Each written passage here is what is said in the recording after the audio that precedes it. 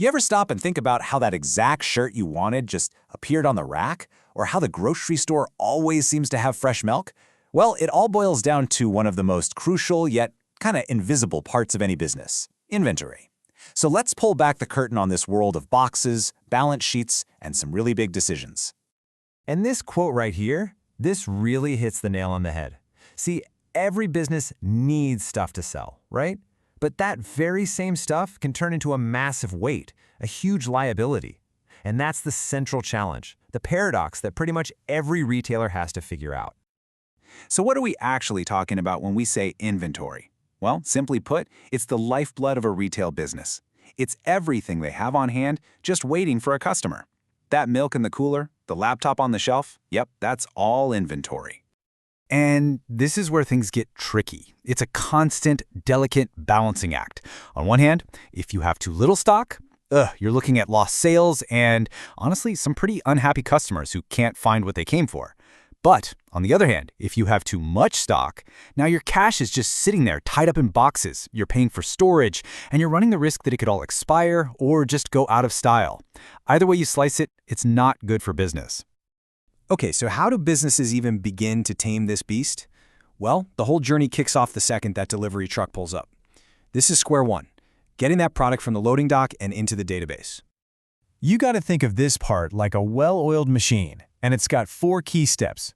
First, you get the goods in the door, promptly. Then, you check them in, make sure it's all there. Next up, you mark everything with prices or tags. And finally, you figure out where it all goes, whether that's into storage or right out onto the sales floor. It's a system designed to prevent total chaos and loss. Now, in today's world, we're not just talking about people with clipboards and pencils. Technology plays a huge role here. Specifically, something called electronic data interchange, or EDI.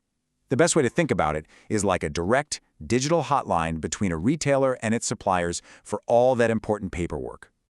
And the impact of this? Oh, it's huge. I mean, instead of a person manually typing in an order and, maybe making a typo that accidentally sends 1,000 blue shirts instead of 100, the system just communicates instantly and perfectly. This slashes errors, it speeds up the whole process, and it builds way better relationships with suppliers. It makes the entire operation so much more efficient. It is a total game changer, for real. But even with all this cool tech, how does a store really know it got what it paid for?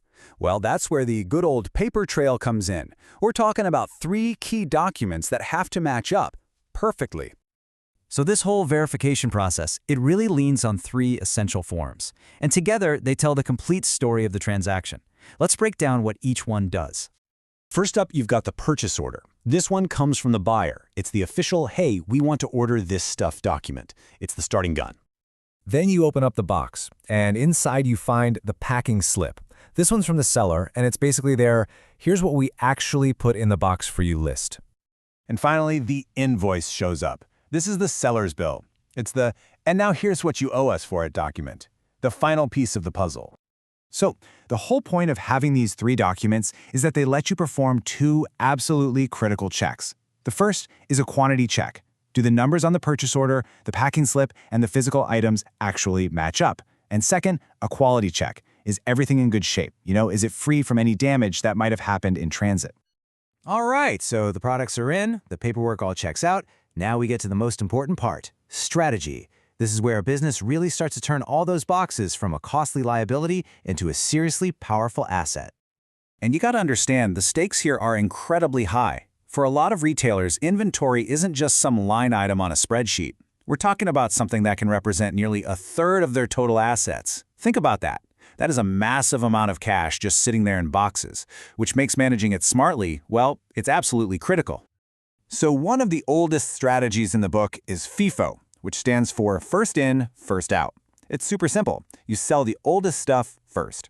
Think about how a grocery store stocks soda or milk. They always put the new cartons at the back, so you grab the older ones first. It's an essential way to prevent waste, especially with anything that can expire or go bad. Then there's another really powerful strategy called JIT, or just in time. Now, this system is all about minimizing that necessary evil we talked about at the beginning. The goal here is to get goods only as you need them, right when you need them. This dramatically cuts down on storage costs and frees up a ton of cash. It's a super lean, incredibly efficient approach, but man, it requires some serious coordination. And this is the payoff. When you get all these pieces working together, that systematic receiving process, the careful checks, and these smart strategies like FIFO and JIT, what you get is optimized cash flow and, ultimately, a much more profitable business. It's all about making your assets work for you, not against you. So that leaves us with one final question to think about. After this whole journey, from the supplier to the storeroom, after all the checks and strategies, what is a company's inventory, really?